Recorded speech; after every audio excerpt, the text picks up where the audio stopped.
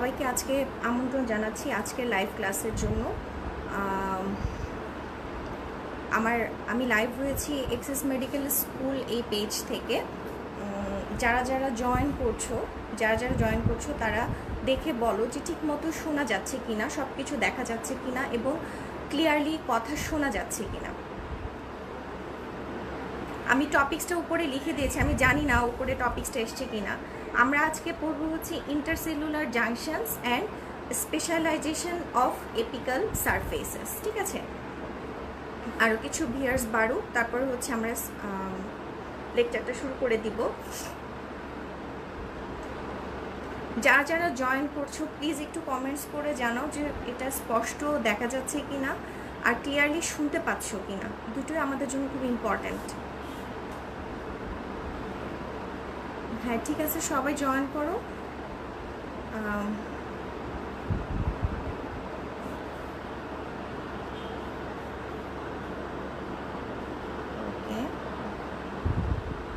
আচ্ছা, আজকের টপিক্সটা আমাদের জন্য খুব ইম্পর্টেন্ট। এই টপিকসগুলো আসলে আমরা একটু দেখা যায় যে আমরা একটু কম পড়ি, সেই জন্য আমাদের পরীক্ষার সময় যখন আসে তখন আমাদের জন্য একটু প্রবলেম হয়ে যায় এগুলো অ্যান্সার করা। আর এই কোশ্চেনগুলো তোমার স্যারদের কিন্তু খুবই ফেভারিট কোশ্চেন, হ্যাঁ, খুবই প্রিয় কিছু কোশ্চেন। এবং এখানে ছোট ছোট কিছু কোশ্চেন থাকে যেগুলো আমরা অহরহই আমরা জিজ্ঞেস করি, স্যারদেরকে জিজ্ঞেস করি, স্যাররা আমাদেরকে জিজ্ঞেস করে যে এটা বলো স্টুডেন্টদেরকে জিজ্ঞেস করে। সো এটা কিন্তু খুবই ইম্পর্ট্যান্ট একটা টপিকস। আমি শুরু করলেই তোমরা বুঝতে পারবে। ওকে, সাউন্ড ক্লিয়ার? আচ্ছা, সবাই শুনতে পাচ্ছ? তাহলে আমি ইয়েতে চলে যাচ্ছি। পরবর্তীতে যারা জয়েন করতে পারছো না তারা পরবর্তীতে রেকর্ডেড লাইভটা দেখে নিবে। ইন্টারসেলুলার জাংশন, দেখো হিস্টোলজির ক্ষেত্রে কিন্তু আমাদের প্রত্যেকটা ওয়ার্ড খুব ইম্পর্ট্যান্ট। হ্যাঁ, প্রত্যেকটা ওয়ার্ড খুব ইম্পর্ট্যান্ট। এক্ষেত্রে আমরা প্রত্যেকটা ওয়ার্ড ভেঙে ভেঙে পড়ব। ইন্টারসেলুলার জাংশন, ইন্টারসেলুলার মানে হচ্ছে সেলের মাঝখানে, হ্যাঁ, সেলের মাঝখানে যেই জাংশনটা রয়েছে সেই জাংশনসগুলো সম্পর্কে আমরা পড়ব। তাহলে আমি যাচ্ছি নেক্সট স্লাইডে যাই। আচ্ছা, এখানে ফার্স্টে আমি একটা সংজ্ঞা দিয়েছি। এই সংজ্ঞাটা যে এভাবেই দিতে হবে দ্যাটস নট নেসেসারি। তোমরা তোমাদের পছন্দ মতো তোমরা তোমাদের সংজ্ঞা, তোমাদের ডেফিনিশন এগুলো তোমরা ব্যবহার করতে পারবে, কোনো সমস্যা নাই। ঠিক আছে, কোনো সমস্যা নেই। আমি আগে থেকে একটু বলে নিচ্ছি যে আমি হয়তো কমেন্টসগুলো এখনই নিব না, মানে নিতে পারবো না আর কি, কারণ একটা টাইমিংয়ের ব্যাপার রয়ে গেছে। ইনশাল্লাহ আমি দেখে পরবর্তীতে আমি তোমাদেরকে কমেন্ট সেকশন সবগুলো অ্যান্সার আমি দিয়ে দেওয়ার ট্রাই করব। এবং প্রিভিয়াস ক্লাসেও আমি সবার যে কোয়ারিজগুলো ছিল সবাইকে আমি ইন্ডিভিজুয়ালি কোয়ারিজের অ্যান্সারগুলো দিয়েছি। আচ্ছা, এখন দেখো ইন্টারসেলুলার জাংশন হচ্ছে সেই স্ট্রাকচারস। ইন্টারসেলুলার জাংশনস আর structures which provide adhesion and communication between cell. তার মানে হচ্ছে কি এরা তোমার অ্যাডহেশন করবে প্লাস হচ্ছে সেলের মধ্যে কমিউনিকেশনও মেনটেন করবে। আমি আগে বলে নিচ্ছি, তোমাদেরকে এই সংজ্ঞাটাই দিতে হবে, দ্যাটস নট নেসেসারি। তোমরা যেটা তোমাদের কাছে সহজ মনে হয়, ইজি মনে হয়, তোমরা সেই সংজ্ঞাটাই, সেই ডেফিনেশনটাই তোমরা এখানে ইউজ করতে পারবে। এখন দেখো আমি এখানে 3 বলেছি, 3 বললেও আসলে আমি পরবর্তীতে আমি এটাকে ভাগ করেছি। হ্যাঁ, আমরা এখানে 3টা উল্লেখ করব না, আমরা এখানে লিখবো যে different types of intercellular junction. Different types of intercellular junction. আমি একটু সময় নিচ্ছি, আমি জিনিসটা একটু কারেকশন করে দেই। আমি আর এখানে রাখবো না।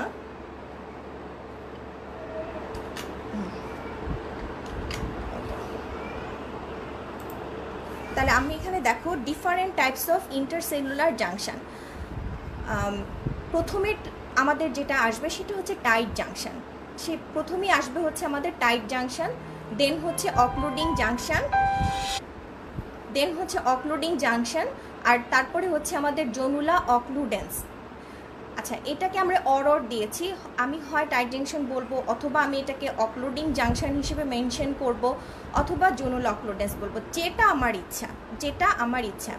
তার পরবর্তী যে জাংশনটা সেটা হচ্ছে অ্যাডহারেন্ট জাংশন, যেটার নাম হচ্ছে জনুলা অ্যাডহারেন্স। তোমরা যদি মনে করো আমি এভাবে লিখবো না, আমি অ্যাডহারেন্ট জাংশন দিয়ে অবলিক দিয়ে জনুলা লিখে ফেলবো, জনুলা অ্যাডহারেন্স লিখবো, তোমরা তাও করতে পারবে। ঠিক আছে। তারপরে দাও অ্যাঙ্করিং জাংশন। অ্যাঙ্করিং জাংশনের মধ্যে আমাদের দুটো আছে, একটা হচ্ছে ডেসমোজোম, একটা হচ্ছে হেমি ডেসমোজোম। ডেসমোজোম আর হেমি ডেসমোজোম। তারপরে তো গ্যাপ জাংশন, এরপরেরটা হচ্ছে গ্যাপ জাংশন, এটাকে আমরা নেক্সাসও বলে থাকি। তাহলে আবার আসো, আমি টাইট জাংশন বলবো, না হলে অক্লোডিং জাংশন বলবো, না হলে জোন অক্লোডেন্স বলবো, যেটা আমার মন চায়, ঠিক আছে। তাহলে টাইট জাংশন, দেন হচ্ছে অ্যাডহারেন্ট জাংশন। অ্যাডহারেন্ট জাংশনের মধ্যে আমি জোনুলা অ্যাডহারেন্স ফেলেছি, অ্যাঙ্কারিং জাংশন, ডেসমোজোম, হেমিডেসমোজোম আর গ্যাপ জাংশন। কোনো কোনো বইয়ে অ্যাডহারেন্ট জাংশন আর অ্যাঙ্কারিং জাংশনটাকে একসাথে করে ফেলছে, একসাথে করে লিখেছে যে অ্যাডহারেন্ট জাংশন অর অ্যাঙ্করিং জাংশন দিয়ে তার আন্ডারে ফেলেছে জোনুলা অ্যাডহারেন্স, ডেসমোজোম অ্যান্ড হেমি ডেসমোজোমস, ঠিক আছে। এভাবেও তোমরা দিতে পারো, তবে আমাদের জ্যানকুইরাতে আলাদা আলাদা করে অ্যাডহারেন্ট জাংশনটাকে আলাদাভাবে মেনশন করেছে, অ্যাঙ্কারিং জাংশনটাকে আলাদাভাবে মেনশন করেছে। সো আমি সেভাবেই আমি দিয়েছি, কারণ আমি জ্যানকুইরাটাকে ফলো করেছি। ওকে, তারপরে স্লাইডে যাচ্ছি।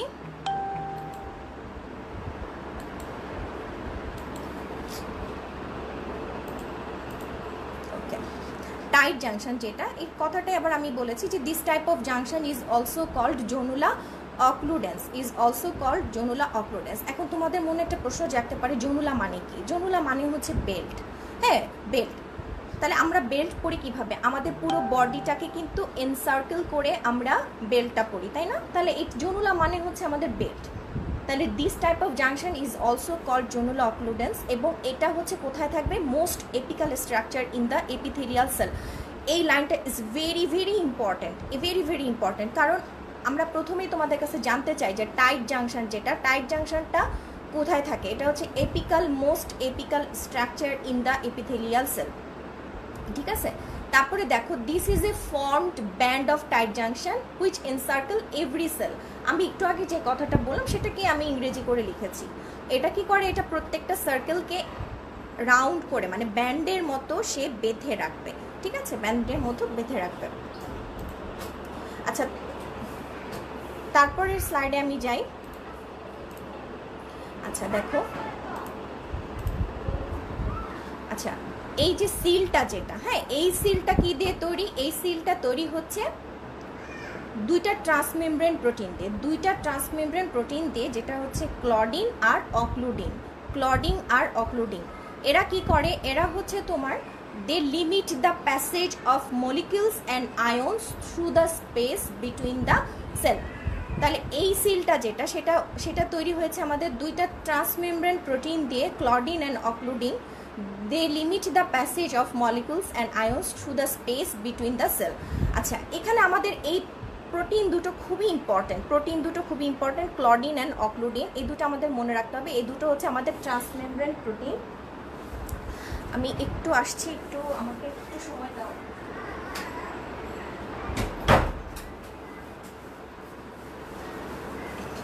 আসলে বাসা তো, বাচ্চা কাচ্চারা বসতে চায় না, ওরা দরজা নক করে বা ঢুকতে চায় রুমে, এটাই আর কি সমস্যা। আচ্ছা যাই হোক, তাহলে দেখো এরা কিন্তু, আমি এখানে যে পিকচারটা দেখিয়েছি দেখো, এটা একটা প্লাজমা মেমব্রেন, এটা একটা প্লাজমা মেমব্রেন। তা দুটো প্লাজমা মেমব্রেনকে আমি কি করেছি? সিল করেছি। কিভাবে সিল করেছি? প্রোটিন দিয়ে, ঠিক আছে, ট্রান্সমেমব্রেন প্রোটিন দিয়ে। একটা প্রোটিনের নাম হচ্ছে ক্লডিন, আর একটা প্রোটিনের নাম হচ্ছে অক্লুডিন। আর মাঝে মাঝে যে এই গ্যাপগুলো দেখতে পাচ্ছ, এই গ্যাপগুলোর নাম হচ্ছে ইন্টারসেলুলার স্পেস।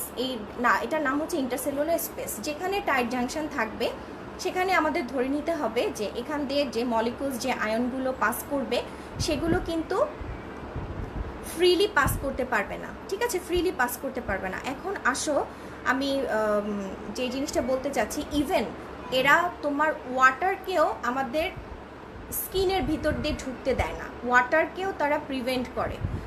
কারণটা দেখো, যদি এরকম হতো যে ওয়াটার যেখানে পড়ছে, স্কিনের যে জায়গায় যদি কোনো কারণে পানি পড়ে, তাহলে কি হতো? এটা যদি টাইট জাংশন না থাকতো, তাহলে ধূপ করে কি হতো? সেলের ভিতরে ঢুকে যেত, সেলের ভিতরে ঢুকে সেলগুলো সোয়েল হয়ে যেত। তাহলে আমরা গোসল করতে পারতাম না, হাত মুখ ধুতে পারতাম না, আমরা কোনো পানি ব্যবহার করতে পারতাম না। কিন্তু এরকম কিন্তু হয় না, তাই না?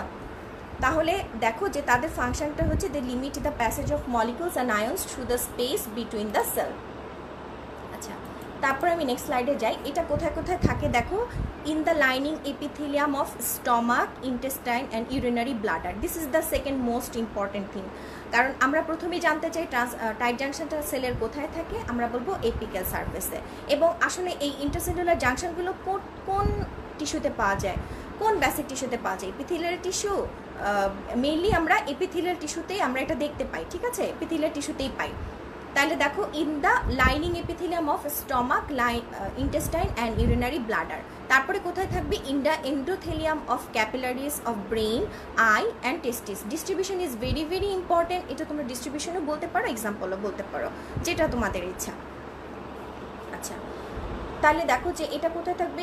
In the lining epithelium of stomach, intestine and urinary bladder. আর সেকেন্ডলি এটা থাকবে হচ্ছে in the endothelium of capillaries of brain, eye and টেস্টিস।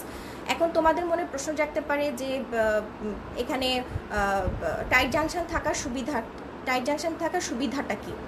দেখো, ব্রেইনের ক্ষেত্রে কিন্তু আমাদের একটা বেরিয়ার আছে, এটার নাম হচ্ছে ব্লাড ব্রেইন বেরিয়ার, তাই না? Blood brain barrier. এখন মনে করো যে কোনো টক্সিন যদি এই বেরিয়ারটার মধ্যে কি থাকে, টাইট জাংশন থাকে। এখন মনে করো যে টাইট জাংশনটা ফাংশনিং না, তাহলে যে কোনো টক্সিনটা কি হয়ে যেতে পারে, আমাদের এই ব্লাড ব্রেইন বেরিয়ারটাকে ক্রস করে ধূপ করে ভিতরে ঢুকে যাবে, ব্রেইনের ভিতরে ঢুকে যাবে। তখন কি হবে? সিভিয়ার নিউরোলজিক্যাল ডিসঅর্ডার দেখা যাবে, সিভিয়ার নিউরোলজিক্যাল ডিসঅর্ডার। সেই জন্য কিন্তু আমাদের টাইট জাংশনটা ইজ ভেরি ভেরি ইম্পর্ট্যান্ট। হ্যাঁ, ভেরি ভেরি ইম্পর্ট্যান্ট। একটা জ্যানকুরেতে একটা ছক দেওয়া আছে, যে এখানে প্রথমে আমরা প্রথমে এভাবে দেওয়া আছে যেটা কোথায় থাকে, তারপরে হচ্ছে এখানে কি কি প্রোটিন থাকে, তারপর এদের সাইটোস্কেলিটনটা কি, তারপরে রয়েছে এদের ফাংশন, আর এই রিলেটেড একটা ক্লিনিক্যাল একটা অ্যানাটমি।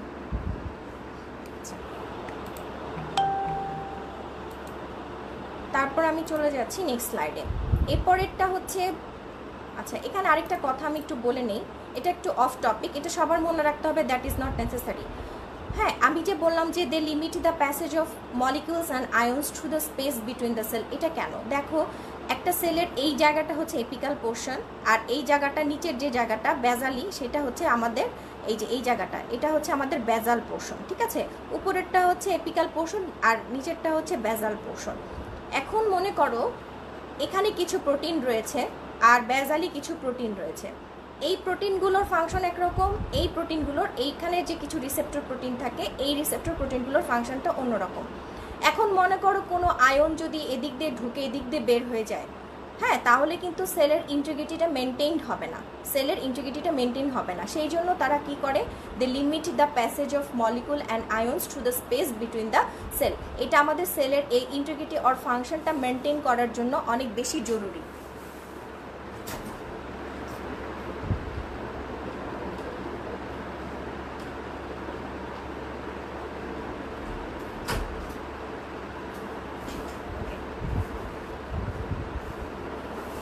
আমরা অলরেডি ইম্পর্টেন্সটা পড়ে ফেলছি যে আমাদের কেন বেশি ইম্পর্টেন্ট, আমরা ডিস্ট্রিবিউশনও পড়ছি। এখন হচ্ছে আমরা আসবো নেক্সট জাংশন, যেটা হচ্ছে adherent junction or anchoring junction. এখন দেখো এটা কীরকম, it builds an encircling structure just below the tight junction called zonula adherens. তার মানে কি, এটা হচ্ছে টাইট জাংশনের ঠিক পরেই যেই জাংশনটা থাকে সেটাই হচ্ছে আমাদের জোনুলা অ্যাডহারেন্স, ঠিক আছে? এটা ঠিক টাইট জাংশনের পরেই থাকে। তাহলে this is made of possibly by the transmembrane glycoprotein, that is the cadherin. এখানে যে প্রোটিনটা, ট্রান্সমেমব্রেন যে প্রোটিনটা থাকে, সেটার নাম হচ্ছে ক্যাডহেরিন। এখানে আমি পিকচারটাতে দেখো, এখানে একটা ডিস্ক শেপ একটা স্ট্রাকচার, ঠিক আছে? একটা ডিস্ক শেপের এখানে একটা স্ট্রাকচার, এখানে একটা স্ট্রাকচার। এটা কিন্তু সেলটাকে একটা সার্কেল করে আছে, ঠিক আছে? আর এখানে যে কিছু বারের মতো যে কিছু স্ট্রাকচার ভিতরে দেখা যাচ্ছে, এগুলো হচ্ছে আমাদের ট্রান্সমেমব্রেন গ্লাইকোপ্রোটিন ক্যাডহেরিন। আসলে এর থেকে বেশি বড় করা পসিবল না পিকচারটা।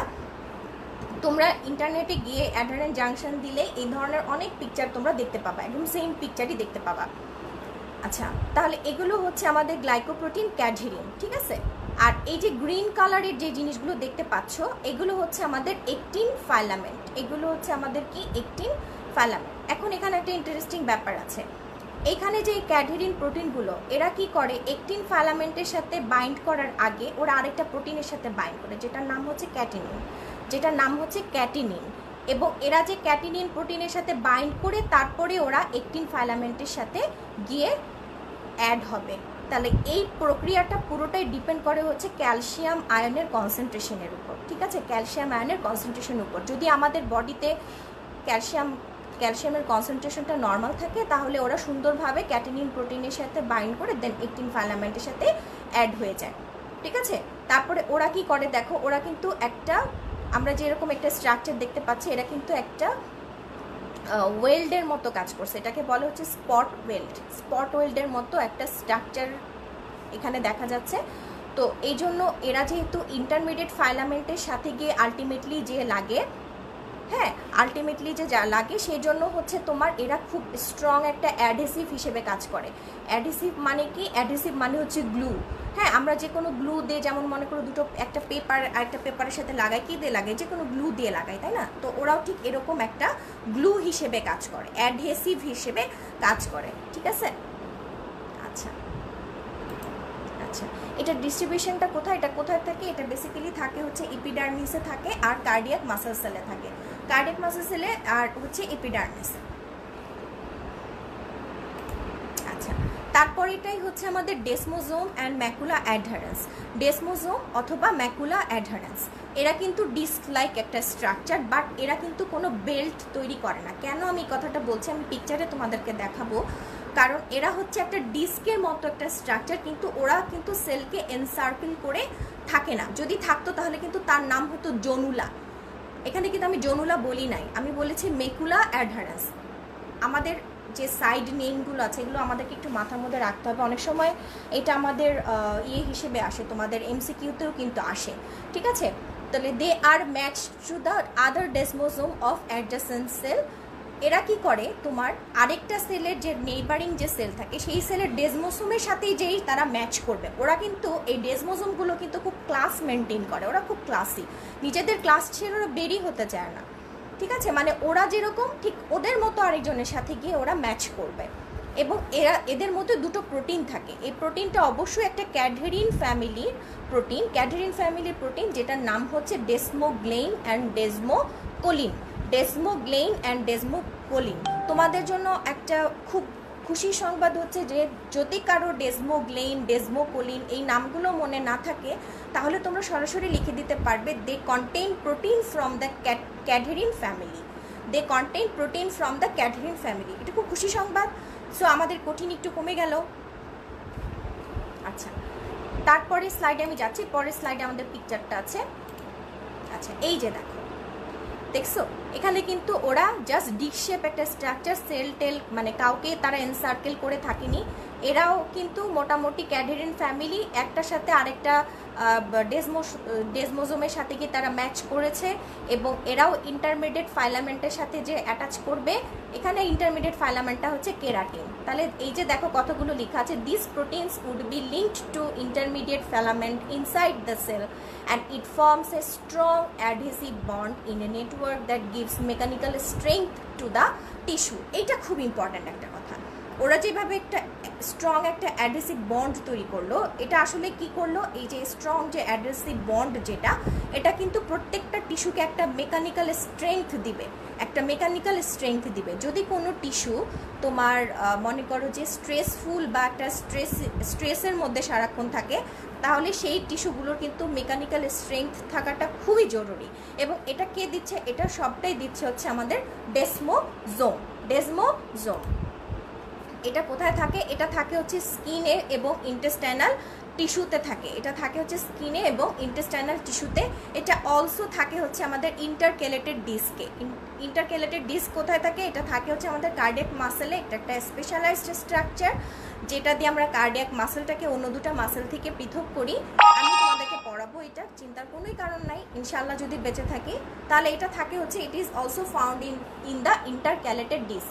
স্কিনে কেন থাকে, কারণ কি স্কিনটা তোমার প্রতিনিয়ত কি হচ্ছে, দেখো স্কিনটা হচ্ছে প্রতিনিয়ত আমাদের একটা এক্সপোজার হচ্ছে, দেখো সানে এক্সপোজার হচ্ছে, বা কেউ ঘষা লাগতেছে, এটার মধ্যে মনে করো মশা কামড় দিচ্ছে, পোকা কামড় দিচ্ছে, মানে সারাক্ষণ এটা কিন্তু একটা স্ট্রেসফুল কন্ডিশনের মধ্যে আছে। তো স্কিনের কিন্তু তোমার মেকানিক্যাল স্ট্রেংথ থাকাটা খুব জরুরি, তাই না? সেই জন্যই আমাদের স্কিন এবং ইন্টেস্টাইনাল টিস্যুতে এই জিনিসগুলো প্রেজেন্ট থাকে। এখন তোমাদের কথা থাকতে পারে বা তোমাদের একটা প্রশ্ন থাকতে পারে যে ম্যাডাম এই টিস্যুগুলোতেই কেন থাকে, অন্যগুলোতে কেন থাকে না? আমি কিন্তু প্রত্যেকটার সাথে এক্সপ্লানেশন তোমাদেরকে দিয়ে দিচ্ছি, প্রত্যেকটার সাথে। যেমন যদি বলো যে ম্যাডাম ব্রেইনে কেন টাইট জাংশন থাকে, কেন থাকে? কারণ যদি ব্রেনে টাইট জাংশন না থাকে তাহলে যে কোনো সময় তোমার যে কোনো একটা টক্সিন ভিতরে ঢুকে গিয়ে যে কোনো ধরনের নিউরোলজিক্যাল ডিসঅর্ডার তৈরি করতে পারে। কথা বোঝা যাচ্ছে? এই হচ্ছে ব্যাপার। আর ইন্টেস্টাইনের কেন, এখানে আমি একটা টক্সিন দিয়ে বোঝাই। আমাদের খুব কমন একটা কন্ডিশন যেটার নাম হচ্ছে ফুড পয়জনিং। হ্যাঁ, এখানে কি হয়, ক্লস্ট্রিডিয়াম পারফিনজেস যেটা, সেটা দিয়ে আমাদের ফুড পয়জনিং হয়। তাহলে ক্লস্ট্রিডিয়াম পারফিনজেসটা কি করে, সে গিয়ে সাথে সাথে তোমার ওইখানে যে আমাদের প্রোটিনটা আছে ক্লডিন প্রোটিন, সেই টাইট জাংশনের ক্লডিন প্রোটিনকে যায় অ্যাটাক করে। তখন কি করে, ক্লডিন প্রোটিনটা যখন অ্যাটাক হয়ে যায় তখন কিন্তু সে তার সিলিংটা ঠিকমতো করতে পারে না, ঠিক আছে? মানে সে সেলটাকে বন্ধ করতে পারে না। তখন কি হয়, প্রচুর পরিমাণে ফ্লুইড তোমার ইন্টেস্টাইনাল লুমেনে চলে আসে। সেই জন্য মনে করো এত ডায়রিয়া হচ্ছে, ভমিটিং হচ্ছে, এবং আমরা খুব সহজে কিন্তু ডিহাইড্রেটেড হয়ে যাচ্ছি, ঠিক আছে? আচ্ছা, যারা যারা জয়েন করছো তারা দেখো, কোনো কোয়ারি থাকলে কমেন্ট সেকশনে জানিয়ে রেখো, আর আমি তারপরে দেখে তোমাদের অ্যান্সারটা দিয়ে দিব। আচ্ছা, এখানে হচ্ছে গ্যাপ জাংশন, এরপরের যে জাংশনটা হচ্ছে গ্যাপ জাংশন। আমি এখানে কিন্তু একটা সিরিয়াল মেনটেন করেছি। হ্যাঁ, তোমরা দেখতে পাচ্ছ যে আমি একটা সিরিয়াল মেনটেন করে তারপরে বর্ণনাগুলো দিয়েছি। আমরা যখন বলবো তখন কিন্তু আমাদেরকে এই সিরিয়ালটা মেনটেন যদি তুমি করতে পারো তাহলে স্যারেরা বা তোমাদের এক্সামিনাররা বুঝবে যে তোমার বেসিকটা অনেক ক্লিয়ার, ঠিক আছে? আর যদি আমরা একটার সাথে একটা উল্টোপাল্টা করে বলি, তোমার অ্যান্সারটা নিবে, কিন্তু তোমার এক্সামিনার ভাববে যে তুমি জাস্ট হ্যাফাজার্টলি মুখস্থ করে দেন তুমি এই কোশ্চেনটা ডেলিভারি দিচ্ছ, ঠিক আছে? তো আমরা যদি সিরিয়াল ওয়াইজ বলি, আমি তোমাদের পিকচারটা দেখাবো যেটা আমাদের জ্যানপুরাতে আছে, আমি সেই পিকচারটা তোমাদেরকে দেখাবো। আমরা যদি সিরিয়াল ওয়াইজ বলি তাহলে হচ্ছে এটা আমাদের বেসিকটা প্রকাশ পাবে, যে আমাদের বেসিকটা মোটামুটি ক্লিয়ার। তাহলে দেখো যে গ্যাপ জাংশন যেটা, এটার গ্যাপ মানে বোঝা যাইতেছে যে এইটার মধ্যে একটা গ্যাপ আছে যেটা দিয়ে তোমার বিভিন্ন ধরনের মলিকিউলস, নিউট্রিয়েন্টস, আয়ন্স সেলের ভিতরে ঢুকতে পারছে, ঠিক আছে? সেলের ভিতরে ঢুকতে পারছে। তাহলে এই গ্যাপ জাংশনটা বেসিক্যালি তৈরি হচ্ছে আমাদের এক ধরনের প্রোটিন দিয়ে যেটার নাম হচ্ছে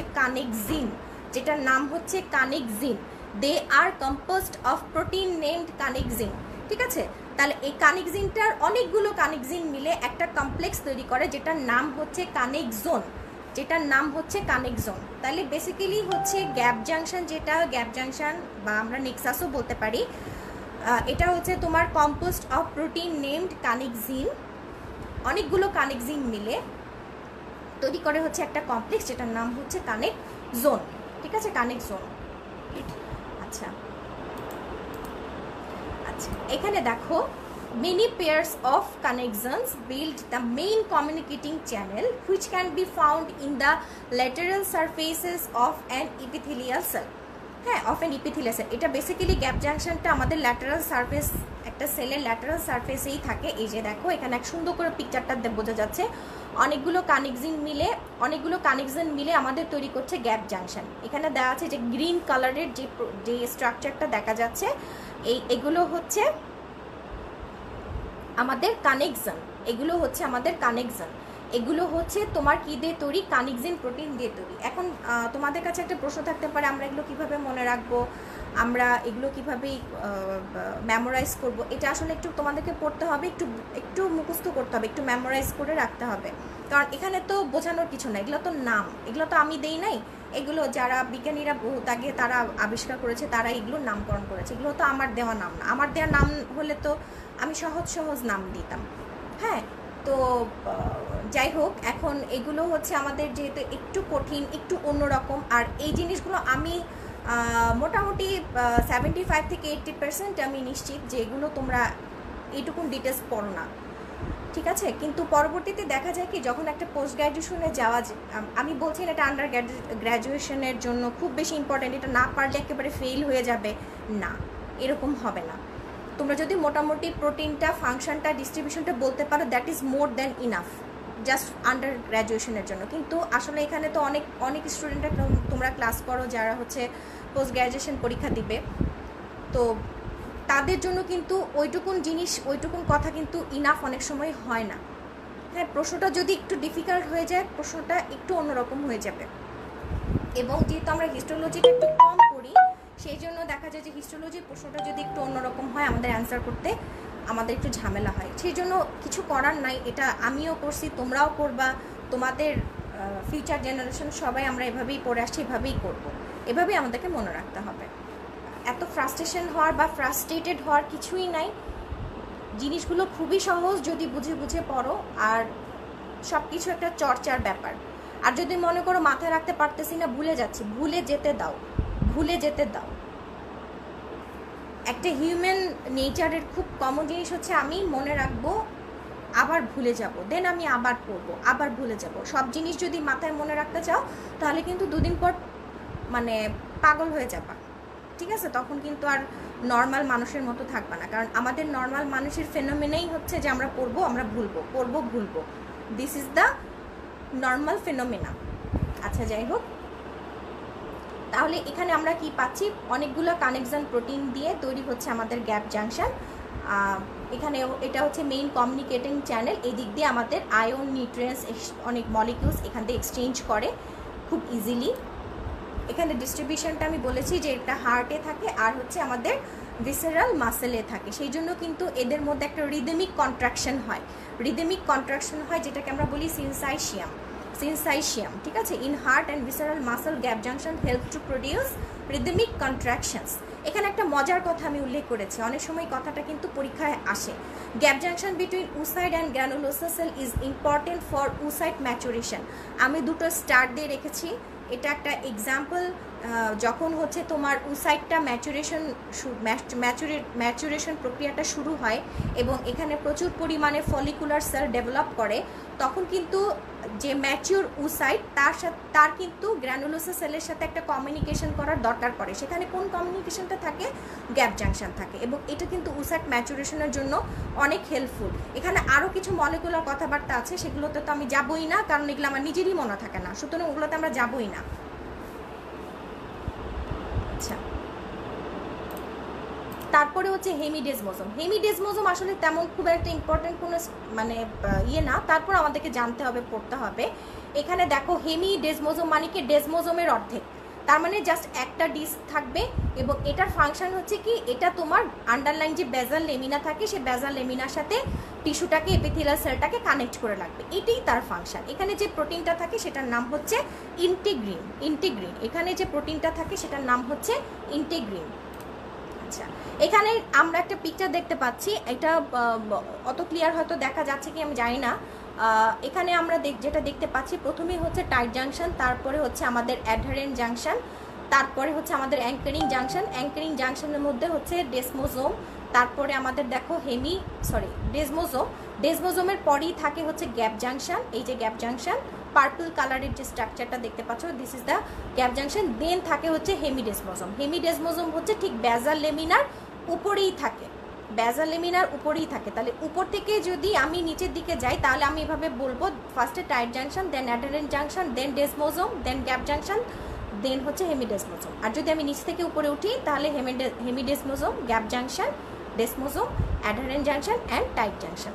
ওকে, আচ্ছা, এই গেল হচ্ছে আমাদের ইন্টারসেলুলার জাংশন। তারপরে হচ্ছে সেল সারফেস মডিফিকেশন। এখানে আমি আগে বলে নিচ্ছি, জ্যানকুরাতে ফ্লাজেলা দেওয়া নাই, কিন্তু এখানে ফ্লাজেলাটা অ্যাড করতে হবে, ঠিক আছে? সেল সারফেস মডিফিকেশন অথবা স্পেশালাইজেশন অফ এপিক্যাল সারফেস। আচ্ছা, আমি একটু এইগুলো দেখে নিই। আমি জানি না আজকে ক্লাসটা তোমরা বুঝতে পারতেছো কিনা। আমার কাছে মনে হচ্ছে যে এটা হয়তো একটু টাফ, একটু ক্লামজি তোমাদের কাছে লাগতে পারে। আসলে এটা মজার কোনো প্যালেটেবল কোনো না, হয়তো অনেকেই জাস্ট শো করে রাখতেছে, হয়তো পরবর্তীতে রেকর্ডেড লাইভটা দেখে নিও। এখনই দেখে শেষ করতে হবে দ্যাটস নট নেসেসারি। পরবর্তীতে অবশ্যই রেকর্ডেড লাইভটা দেখবা, কারণ যখন পরীক্ষার হলে এই ধরনের কোশ্চেনগুলো আসবে আর না পারলে তখন খারাপ লাগবে যে ম্যাডাম আমাদেরকে বলছিল আমরা ক্লাসটা করি নাই বা আমরা ক্লাসটা দেখি নাই। ঠিক আছে? তাহলে সেল সারফেস মডিফিকেশনের মধ্যে প্রথমেই থাকবে হচ্ছে মাইক্রোভিলাই, দেন হচ্ছে স্টেরোসিলিয়া, থাকবে হচ্ছে সিলিয়া, দেন হচ্ছে ফ্লাজেলা। তাহলে এই চারটা হচ্ছে আমাদের সেল সারফেস মডিফিকেশন। তাহলে ফার্স্টে আমরা মাইক্রোভিলাই নিয়ে পড়ি। এরা হচ্ছে তোমার thin finger like cytoplasmic projection of the apical surface of many epithelial cell. এটা কীরকম থাকবে? ফিঙ্গার লাইক কিছু সাইটোপ্লাজমিক প্রজেকশন থাকবে। আমি কিন্তু এখানে একটা কথার মধ্যে একটু ইম্পর্টেন্ট হাইলাইট টানছি, যেটা হচ্ছে যে এটা সাইটোপ্লাজমিক প্রজেকশন। খালি কথাটা মনে রাখবা, পরবর্তীতে আমি বলবো যেটা আমাদের কেন মনে রাখতে হবে। এটা হচ্ছে আমাদের সাইটোপ্লাজমিক প্রজেকশন, যেটার মেইন ফাংশন হচ্ছে অ্যাবজর্পশন করা অথবা অ্যাবজর্পটিভ সারফেস এরিয়া বাড়ানো। একটা অ্যাভারেজ মাইক্রোভিলাস, যেটার তোমার হাইট হচ্ছে 1 মাইক্রোমিটার আর ওয়াইড হচ্ছে তোমার 0.1 মাইক্রোমিটার। ঠিক আছে? আমাদের একটু লেংথটা একটু মনে রাখতে হবে, কারণ পরবর্তীতে আমরা কিছু জিনিসের সাথে আমরা এটাকে করব, কম্প্যারিজন করব, সেই জন্য আমাদের তখন একটু লাগবে। It increases the total surface area of 20 to 30 fold। আর এটার মধ্যে মেইনলি কি থাকে? মেইনলি থাকে হচ্ছে 18 ফিলামেন্ট। আচ্ছা, আমরা একটু দেখি, স্ট্রাকচারটা দেখি। This is the structure of microvilli. এটা জ্যানপুরা থেকে হুবহু তুলে নেওয়া। তাহলে দেখো, আমি মিলিয়ে আমি তোমাদেরকে দেখিয়ে দিচ্ছি যে আমরা মাইক্রোভিলার স্ট্রাকচারটা কীভাবে পড়বো। মাইক্রোভিলার স্ট্রাকচারটা বেসিক্যালি বেশি ইম্পর্টেন্ট হচ্ছে যারা পোস্ট গ্র্যাজুয়েশন পরীক্ষা দিবে তাদের জন্য, তাদের একটু ডিটেলস আসে। আর যারা হচ্ছে আমাদের কি বলে আন্ডার গ্র্যাজুয়েট স্টুডেন্ট যারা আছো, তারা যদি একটু কাটসাট করে পড়ো অসুবিধা নেই, তোমাদের জন্য ওই মাইক্রোভিলাইটা সাইটোপ্লাজমিক প্রজেকশন, এদের ডায়ামিটারটা, এদের কোডটা যে একটিন ফাইলামেন্ট দিয়ে তৈরি, আর এদের ডিস্ট্রিবিউশন, এগুলো মনে রাখলেই অনেক তোমাদের জন্য, তোমাদের লেভেল অনুযায়ী ঠিক আছে। তারপর অনেক আমার স্টুডেন্টরা আছে যাদের হয়তো অনেক কোয়ারিজ থাকে, অনেক ইচ্ছে থাকে যে আর একটু বললে আর একটু ভালো লাগতো, তাদের জন্য হচ্ছে এটা হচ্ছে যে দেখো, microvilli are covered in plasma membrane. এই যে দেখো, এটা লাল কালারের যে স্ট্রাকচারটা, একটা রেডিশ কালারের স্ট্রাকচারটা দেখতে পাচ্ছ, এটা হচ্ছে আমাদের প্লাজমা মেমব্রেন। ঠিক আছে? এটা হচ্ছে আমাদের plasma membrane which encloses the cytoplasm and microfilament। এই যে দেখো, এগুলো কিন্তু মাইক্রোফিলামেন্ট। এই যে দড়ির মতো যে জিনিসগুলো দেখতে পাচ্ছ, দড়ির মতো গ্রিন কালারের যে দড়ির মতো, এগুলো সবই হচ্ছে আমাদের মাইক্রোফিলামেন্ট। এগুলো সবই আমাদের মাইক্রোফিলামেন্ট। ঠিক আছে? আর ভিতরে যে ব্লুইশ কালারের যে এরিয়াটা দেখা যাচ্ছে, এটা পুরোটাই সাইটোপ্লাজম। ঠিক আছে? তাহলে মাইক্রোভিলাই কি? covered by plasma membrane and which encloses cytoplasm and actin filament। আমার কথাটা মিললো আমার ছবির সাথে? তারপরে দেখো, these are cellular extension, there are little or no cellular organelles present in the microvilli। এটা খুবই ইম্পর্টেন্ট একটা কথা। এখানে ইম্পর্টেন্টটা কি দেখো, যে এগুলো হচ্ছে কিন্তু সেলুলার এক্সটেনশন। হ্যাঁ, এগুলো হচ্ছে সেলুলার এক্সটেনশন। সো যেহেতু এটা সেলুলার এক্সটেনশন, সেই জন্য এখানে হচ্ছে খুব অল্প পরিমাণে থাকতেও পারে। আর বেসিক্যালি আসলে এখানের ভিতরে কোনো সেলুলার অর্গানেলিস থাকে না। আমি জানি যে তোমরা অর্গানেলিস কাকে বলে তোমরা অলরেডি জানো। তো আমি আগে বলেছি, আমাদেরকে একটা কথা একটু মনে রাখতে হবে, সেটা হচ্ছে যে এটা হচ্ছে আমাদের সাইটোপ্লাজমিক এক্সটেনশন। ঠিক আছে? তাহলে আমি কথাগুলো কিন্তু ছবির বর্ণনার সাথে মিলিয়ে বলছি, যে microvilli covered by plasma membrane which encloses the cytoplasm and the microfilament. These are the cellular extensions, so there are no cellular organelles present in the microvilli। তারপরে দেখো, the microvillus has, এরপরে কথাগুলো একটু critical. Each microvilli has a dense bundle of cross-linked actin filaments। এখানে যে maximum যে microfilament, এর মধ্যে ম্যাক্সিমামই হচ্ছে আমাদের actin filament which serve as its structural core। এই কথাটা আমি আগেই বলে নিয়েছি যে এটা হচ্ছে আমাদের মাইক্রোভিলাইয়ের স্ট্রাকচারাল কোর কোনটা? 18 ফিলামেন্ট। ঠিক আছে? 20 to 30 tightly bundled actin filaments are cross-linked by building protein fibrin and myelin to form the core of the microvilli। কথাটা আমি বুঝিয়ে বলছি।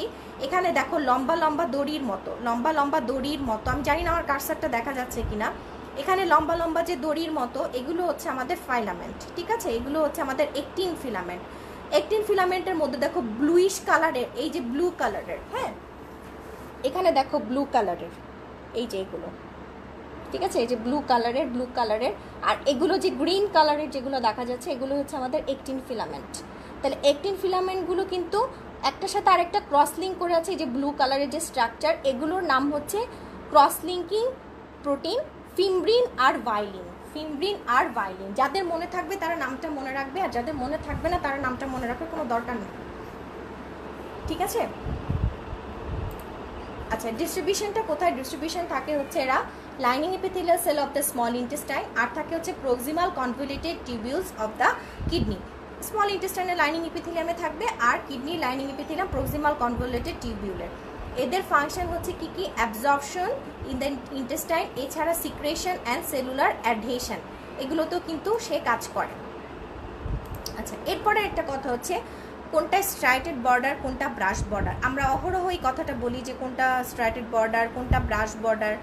তো স্ট্রাইটেড বর্ডার হচ্ছে যখন মাইক্রোভিলাইগুলো ইন্টেস্টাইনাল সেলে থাকলেই আমরা সেই মাইক্রোভিলাইগুলোকে স্ট্রাইটেড বর্ডার বলবো, আর যখন কিডনিতে থাকবে তখন এগুলোকে আমরা বলবো হচ্ছে ব্রাশ বর্ডার। কিন্তু এগুলো কিন্তু মাইক্রোভিলাই, কিন্তু নামটা এক এক জায়গায় এক এক রকম হয়ে যায়। যখন আমরা ইন্টেস্টাইনের ক্ষেত্রে বলবো তখন আমরা বলবো মাইক্রোভিলাই, আর যখন আমরা কিডনির ক্ষেত্রে যাব তখন আমরা এটাকে বলবো হচ্ছে ব্রাশ বর্ডার। আমি এখানে ভিলাই আর মাইক্রোভিলাইটা দেখিয়েছি, ভিলাই আর মাইক্রোভিলাই। তাহলে ভিলাই আর মাইক্রোভিলাইয়ের মধ্যে পার্থক্য কি? এটা অনেক সময় আমাদেরকে জিজ্ঞেস করে যে ভিলাই আর মাইক্রোভিলাইয়ের মধ্যে পার্থক্য কি। ভিলাইগুলো হচ্ছে তোমার মিউকাস মেমব্রেনের প্রজেকশন, ভিলাইগুলো হচ্ছে মিউকাস মেমব্রেনের প্রজেকশন, সুতরাং এখানে মিউকোসা সাবমিউকোসা সবই থাকবে, ঠিক আছে। তাহলে ভিলাইগুলো হচ্ছে মিউকাস মেমব্রেনের প্রজেকশন, আর মাইক্রোভিলাইগুলো হচ্ছে শুধুমাত্র অনলি সাইটোপ্লাজমের এক্সটেনশন। তাহলে আর ভিলাইগুলো হচ্ছে অনেক লম্বা থাকবে তুলনামূলক মাইক্রোভিলাই থেকে, ঠিক আছে। ভিলাই আর মোর টলার দ্যান মাইক্রোভিলাই, এই দুটোই হচ্ছে মেইনলি ফাংশন। আর ভিলাইগুলো আসলে এদের মেইন ফাংশনটা হচ্ছে অ্যাবজর্পটিভ এরিয়া বাড়ানো, আর মাইক্রোভিলাইগুলো অ্যাবজর্পশন তো করে, তার সাথে সে কিন্তু সেলুলার অ্যাডেশন করছে, সিক্রেশন করছে, এগুলো কিন্তু তার ফাংশনের মধ্যে আছে। আচ্ছা, এটা হচ্ছে ভিলাই মাইক্রোভিলাই, এটা আমি ইন্টারনেট থেকে ডাউনলোড করে নিয়েছি। এখানে দেখো তারপরের স্ট্রাকচারটাই হচ্ছে স্টেরিওসিলিয়া, ঠিক আছে। স্টেরিওসিলিয়াগুলো হচ্ছে কি? এরা হচ্ছে মাচ লঙ্গার দেন মাইক্রোভিলাই। এখানে আমি স্ট্রাকচারে যাইনি কেন? কারণ স্টেরিওসিলিয়ার স্ট্রাকচার আর মাইক্রোভিলার স্ট্রাকচার মোটামুটি সেম, সেই জন্য আমরা স্টেরিওসিলিয়ার ক্ষেত্রে আর আলাদা করে স্ট্রাকচারটা পড়বো না। তাহলে হচ্ছে stereocilia are typically much longer than microvilli. এরা হচ্ছে তোমার less motile than microvilli and diameter is similar to the microvilli. তাছাড়া এদের মধ্যে কি ডিস্টাল ব্রাঞ্চিং দেখা যায়, may show distal branching along their length. তাহলে পার্থক্য যদি আমাদেরকে জিজ্ঞেস করে মাইক্রোভিলাইয়ের সাথে স্টেরিওসিলিয়ার পার্থক্য কি, তাহলে এটা আমরা বলবো যে এরা হচ্ছে মাইক্রোভিলাইয়ের থেকে অনেক বেশি লম্বা এবং লেস মোটাইল, ঠিক আছে। Much longer and less motile, ডায়ামিটারটা মোর অর লেস সিমিলার, আর এদের মধ্যে ডিস্টাল ব্রাঞ্চিং থাকে, ডিস্টাল ব্রাঞ্চিং শো করে এরা। আর এদের ফাংশনটা সেটা হচ্ছে যে এটা একটু ইম্পর্টেন্ট আমাদের জন্য, যে এটা বেসিক্যালি সেলের সারফেস এরিয়া বাড়ায়, অ্যাবজর্পটিভ সারফেস এরিয়াই বাড়ায়, and facilitating the absorption and specialized stereocilia with a motion detecting function are very important component of inner ear sensory cell. কিছু স্পেশালাইজড স্টেরিওসিলিয়া আছে যেটা আমাদের ইনার ইয়ারে থাকে, ওরা কি করে? মোশন ডিটেক্ট করতে পারে, এবং এর জন্য হচ্ছে আমাদের ব্যালেন্সটাকেও কিন্তু এরা মেনটেন করে। স্টেরিওসিলিয়া, তাহলে প্রথমে ছিল মাইক্রোভিলাই, দেন হচ্ছে স্টেরিওসিলিয়ার ডিস্ট্রিবিউশনটা দেখো, এটা কিন্তু আমাদের মেল রিপ্রোডাক্টিভ সিস্টেমের এপিথেলিয়াল লাইনিংয়ে বেশি পাওয়া যায়। Epithelial cell lining the epididymis and the proximal part of the ductus deferens or vas deferens. আর থাকবে হচ্ছে inner ear sensory hair cell. এই দুটো জায়গায় আমরা স্টেরিওসিলিয়া পাচ্ছি। আর আন্ডার মাইক্রোস্কোপ ঠিক এরকম একটা আমরা এই যে ছোট ছোট যে স্ট্রাকচারটা দেখতে পাচ্ছ, আমার একদম ক্লিয়ার দেখা যাচ্ছে আমার মনে হচ্ছে, এগুলো হচ্ছে আমাদের স্টেরিওসিলিয়া, ঠিক আছে। এগুলো হচ্ছে স্টেরিওসিলিয়া। দেখো এটা কিন্তু সুন্দর একটা পার্পল কালার এটা নিয়েছে, পার্পলিশ ব্লু বলি আমরা। তাহলে এগুলো হচ্ছে চিকন চিকন যে স্ট্রাকচারগুলো দেখা যাচ্ছে, এগুলো হচ্ছে আমাদের সব স্টেরিওসিলিয়া। আচ্ছা, এরপরে হচ্ছে আমাদের সিলিয়া। সিলিয়াটা হচ্ছে কি, এখানে দেখো আমি একটা সিলিয়ার পিকচার দিয়েছি। এখানে যে এই যে এখানে সুতোর মতো যে চিকন চিকন যে স্ট্রাকচারগুলো চারদিকে দেখা যাচ্ছে সেগুলোই হচ্ছে আমাদের সিলিয়া। সিলিয়াগুলো হচ্ছে আমাদের long motile projecting structures on the apical surface of many epithelial cell. হ্যাঁ, এরা হচ্ছে তোমার প্রথমে long then motile projecting structures on the apical surface of many epithelial cell. কোথায় কোথায় আমরা পাবো? এটা পাবো হচ্ছে রেসপিরেটরি ট্র্যাক্টে আর হচ্ছে ইউটেরাইন টিউব অর ওভিডাক্টে। তাহলে ওভিডাক্টের লাইনিং এপিথেলিয়াম হচ্ছে সিলিয়াটেড সিম্পল কলামনার এপিথেলিয়াম, তাই না? আর it shows a rapid beating pattern of movements. এটা হচ্ছে কীরকম মুভমেন্ট দেখাবে? বিটিং প্যাটার্ন অফ মুভমেন্টস, ঠিক আছে?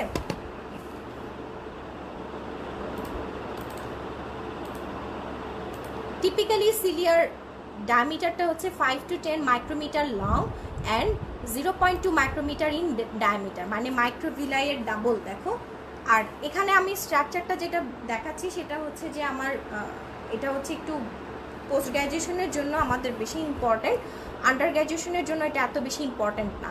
তারপরে যদি কেউ পড়ে মনে রাখতে পারো খুবই ভালো কথা। এখানে হচ্ছে আমাদের বেসিক্যালি কীরকমভাবে থাকে, প্রত্যেকটা সিলিয়ার কোরে, হ্যাঁ প্রত্যেকটা সিলিয়ার কোরে থাকে হচ্ছে, এটা বেসিক্যালি পুরোটাই মাইক্রোটিউবিউল দিয়ে তৈরি, মাইক্রোটিউবিউল দিয়ে তৈরি, কিন্তু মাইক্রোটিউবিউলের যে অর্গানাইজেশনটা এটা একটু ডিফারেন্ট। সেন্টারে আমরা দুইটা মাইক্রোটিউবিউল পাবো সেন্টারে, আর এর চারিদিকে কয়টা থাকবে? 9টা থাকবে মাইক্রোটিউবিউল ডাবলেটস। এটাকে আমরা বলি মাইক্রোটিউবিউল ডাবলেটস। কেন? কারণ দেখো দুটো দুটো করে আছে, দুটো দুটো করে আছে। আমরা যদি গুনি 1 2 3 4 5 6 7 8 9, তাহলে 9টা আছে মাইক্রোটিউবিউল ডাবলেটস, ঠিক আছে? সেই জন্য আমরা লিখি হচ্ছে 9+2 অ্যাসেম্বলি অফ মাইক্রোটিউবিউল। এবং এরা যে এরকম করে সাজানো থাকে 9+2 অর্গানাইজেশনে যেহেতু এভাবে সাজানো থাকে, এইটাকে আমরা বলি হচ্ছে এক্সোনেম। এক্সোনেম। তাহলে a cilium has a core structure consisting of 9 peripheral microtubule doublets arrayed around 2 central microtubules. This 9+2 assembly of microtubules is called an exonem. ঠিক আছে, exonem. R the exonem is continuous with a basal body. তাহলে এইটা যে এক্সোনেম, সেই এক্সোনেমটা নিচের দিকে মানে ব্যাজালি, সে একটা ব্যাজাল বডির সাথে কন্টিনিউশন থাকে, ঠিক আছে, কন্টিনিউয়াস থাকে। তাহলে এই ব্যাজাল বডিটা তোমার ওদের যে একটু আগে যে স্ট্রাকচারটা পড়লাম এক্সোনেম, সেম স্ট্রাকচার, বাট ওরা কি হয়ে যায়? মাইক্রোটিউবিউলার ট্রিপলেট থাকে। আগে আমরা কি পড়েছি? মাইক্রোটিউবিউলার ডাবলেট থাকবে, কিন্তু ব্যাজাল বডিতে মাইক্রোটিউবিউলার ট্রিপলেট থাকে। আমাদের ব্যাজাল বডির স্ট্রাকচারটা এত বেশি ইম্পর্ট্যান্ট না, কিন্তু আমাদের জানতে হবে যে ওইখানের যে সেন্ট্রিওল সেখানকার স্ট্রাকচার আর এখানকার স্ট্রাকচারটা সেম কিনা, একটু ডিফারেন্ট আছে, ঠিক আছে? তখন এটার অ্যাপিয়ারেন্সটা কীরকম দেখা? Pin wheel like arrangement, pin wheel like arrangement. এটাকে পিন হুইল মানে হচ্ছে কাগজের চরকা, কাগজের চরকা, হ্যাঁ। তাহলে এটা হচ্ছে পিন হুইল লাইক একটা অ্যারেঞ্জমেন্ট দেখা যাচ্ছে।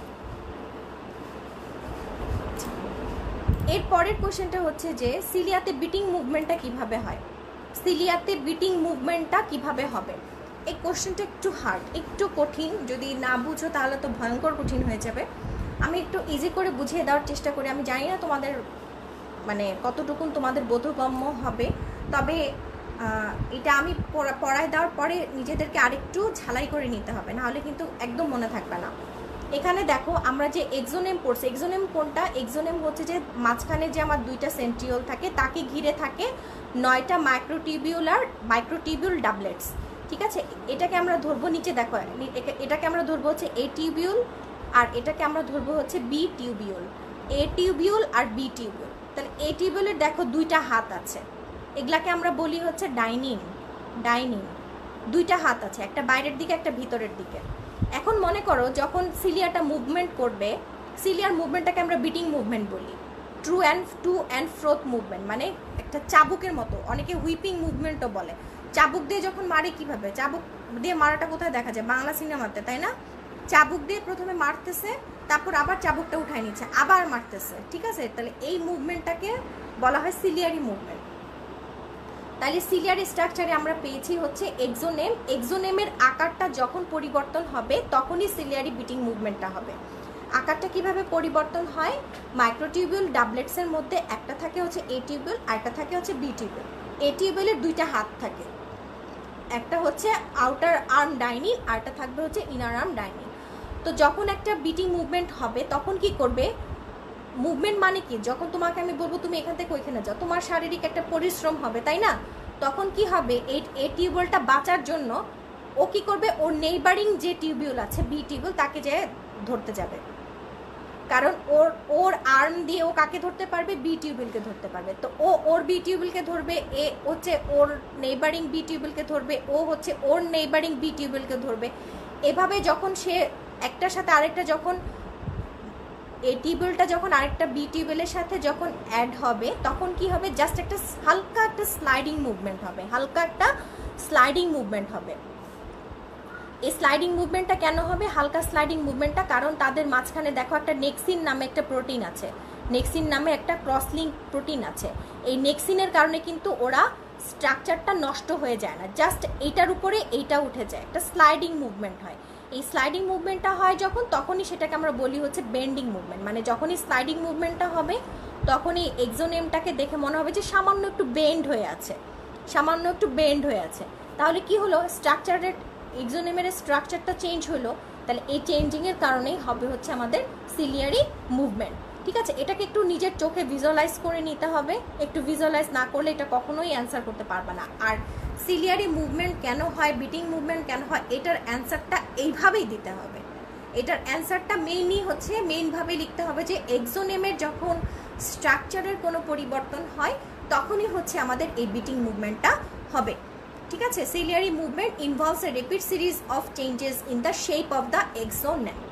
Along the length of each doublet, a series of paired arms with exonemal dining is bound to microtubule A, with each pair extended towards the microtubule B of the next doublet. তার মানে কি, A টিউবিউলটা B টিউবিউলের দিকে move করবে। ঠিক আছে, when activated by ATP, dining arms briefly bind to the neighboring microtubule and the doublets slide past each other slightly.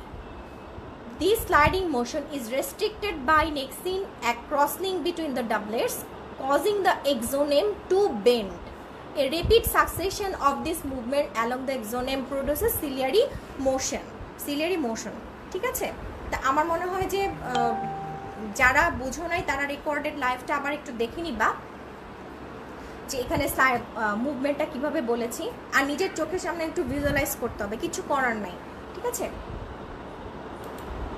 তারপর হচ্ছে flagella. Flagella হচ্ছে কি, এটা হচ্ছে লং একটা, এই যে দেখো লং সিঙ্গেল, ইয়া যেমন অনেকগুলো ছিল, সিলিয়া অনেকগুলো ছিল, এখানে আমরা একটা সিঙ্গেল ফ্লাজেলা দেখতে পাচ্ছি। একটা সেলের জন্য খুব বেশি হলে 1 থেকে 8টা থাকে, এক একটা সেলের জন্য 1 থেকে 8টা ফ্লাজেলা থাকে। ঠিক আছে, তাহলে long single membrane extension which is supported by microtubule. এইটার স্ট্রাকচার আর কি সিলিয়ার স্ট্রাকচার একদম সেম, দেখো ছবিটাও কিন্তু সেম, নিচের স্ট্রাকচারের ছবিটাও কিন্তু সেম, বাট পার্থক্যটা কি, it is much more longer than the cilia and found in the sperm cell. এটা কিন্তু স্পার্ম সেলে পাওয়া যায়। আর এটা কি করে, it provides the sperm tail motility to propel the sperm. ঠিক আছে, এটা হচ্ছে ফ্লাজেলার কাজ। ওকে, এখানে আমি একটা মুভমেন্ট দেখিয়েছি, এখানে দেখো ফ্লাজেলার যে মুভমেন্ট, এটা একটা সার্কুলার মুভমেন্ট। এই যে এই অ্যারোটা দেখো, এটা কিন্তু সার্কুলার মুভমেন্ট। ঠিক আছে, এটা সার্কুলার মুভমেন্ট, অথবা এটাকে আমরা প্রোপেলার লাইক মোশনও বলি। আর সিলিয়ার মুভমেন্টটা দেখো ব্যাক অ্যান্ড ফ্রোথ বিটিং, মানে একবার এদিকে যাবে আবার একবার এদিকে আসবে, একবার এদিকে যাবে আর একবার এদিকে আসবে। ঠিক আছে, একবার সামনে যাবে আবার পিছনে আসবে, একবার সামনে যাবে আবার পিছনে আসবে, তাহলে back and forth beating movement, back and forth beating movement. Okay, এটা হচ্ছে the end of the slide. আজকে আমরা অনেক, মানে কি বলবো, আমরা একটু অল্প সময়ে অনেক কিছু আমরা পড়ে ফেলেছি কিন্তু। হ্যাঁ, আমি স্লাইডগুলো আবার একটা জাস্ট রিপিট করবো এক নজর। সো আমি জানি না আজকে কারা দেখেছো, আমার কাছে মনে হচ্ছে ভিউয়ার্স অনেক কম। হয়তো টপিক্সটা কারো পছন্দ হয় নাই, পছন্দ হওয়ার মতো টপিক্সও না। আস্তে আস্তে হিস্টোলজি ক্লাসের ভিউয়ার্স অনেক কমে যাবে, কারণ হিস্টোলজি কেউ পড়তে চায় না। সো যারা পড়বে না তারা লুজার হবে, আর যারা পড়বে তারা গেইনার হবে। আচ্ছা যাই হোক, যার ইচ্ছা পড়বে, যার ইচ্ছা পড়বে না। তাহলে ইন্টারসেলুলার জাংশন, আর যেহেতু লাইফটা রেকর্ডেড অবস্থায় থেকে যাবে, সো তোমরা কিন্তু ইজিলি আবার স্লাইডগুলো যেহেতু খুব ক্লিয়ার, আজকে স্লাইডগুলো আমার কাছে মনে হয়েছে ক্লিয়ার, এবং তোমরা সবাই হয়তো এটাকে সুন্দর করে দেখতে পেরেছো। পরবর্তীতে তোমরা এখান থেকে তোমাদের যে জিনিসগুলো নোট ডাউন করার দরকার তোমরা নোট ডাউন করে নিবে, কারণ মানে স্লাইডগুলো আসলে আমি স্লাইডগুলো দেই না, এটা তোমাদেরকে এইভাবে ম্যানেজ করে নিতে হবে, ঠিক আছে? আর স্লাইডগুলো প্রতি ইয়ারে রিনিউ করি, প্রতি ইয়ারে নতুন কিছু ইনফরমেশন যদি অ্যাড হয়ে থাকে তাহলে আমি সেই জিনিসগুলো এখানে রিনিউ করার চেষ্টা করি, সেই জন্য স্লাইডগুলো আসলে একরকম থাকে না। আচ্ছা, তাহলে আমরা ইন্টারসেলুলার জাংশন পড়েছি। আমরা যে পিকচারগুলো আমি দিয়েছি এটা তোমরা নেটে যদি এই অ্যাডারেন্ট জাংশন, টাইট জাংশন লিখে সার্চ দাও তাহলে এই একদম সেম পিকচারগুলো পাবে। আমি আলাদা করে দেখাবো দেখে আমি ইন্টারনেট থেকে ডাউনলোড করে নিয়েছি, বাট তোমরা এভাবে আলাদা করে দেখাবা না, ঠিক আছে? আলাদা করে দেখাবা না, তোমরা একেবারে এই কোশ্চেনটার অ্যান্সার করে একেবারে যে জ্যানকুইরের যে ছবিটা, জ্যানকুইরের ছবিটা দিয়ে দিবা। তোমাদের জন্য জ্যানকুইরের ছবিটাই হচ্ছে ইম্পর্ট্যান্ট। আমি যেহেতু তোমাদেরকে বোঝাবো সেই জন্য আমি আলাদা করে ভাগ করে নিয়েছি।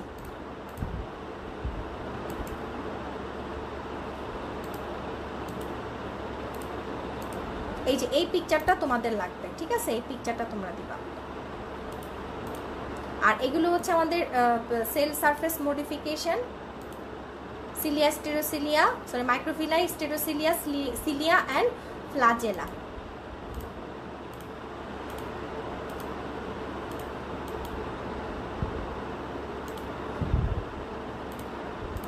আমি এখানে যেটুকুন পড়েছি এগুলা প্রত্যেকটা খুবই ইম্পর্টেন্ট।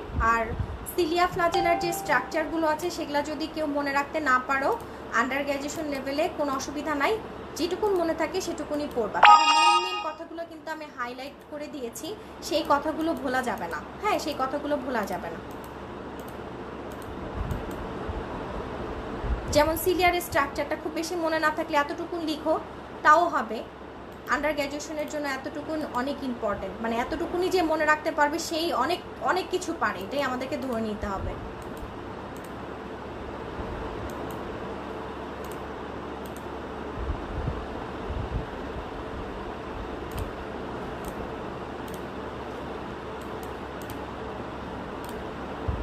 ওকে, যারা দেখো নাই তারা হচ্ছে